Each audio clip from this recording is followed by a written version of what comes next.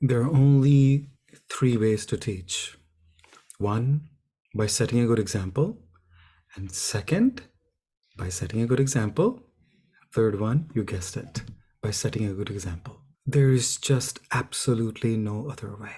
काका कर ले कुछ बन जूगा तेरा मम्मी जी मैं करदा मम्मी जी मैं our parents just sometimes keep harping on just do this good deed, schoolwork, work, whatever have you, and then you're like, great, brilliant, one more time, 100th more time, a millionth more time, and somehow it doesn't work. It hasn't worked. It will not work.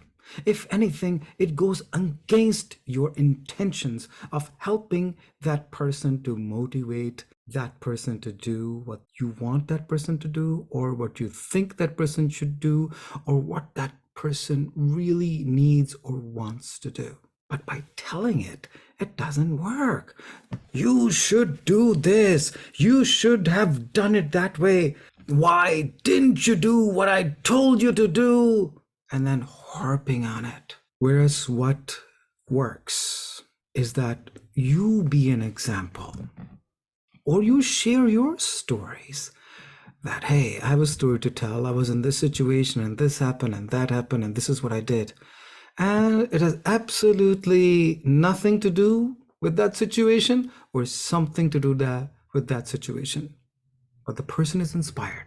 You don't know what word of yours that you have actually lived and done has the power to transform that person. Power is in your Trikanna Shuddhi, the purity and unity in thoughts, words, and actions. When you speak about things that you have actually done and what you have gone through, those words have power.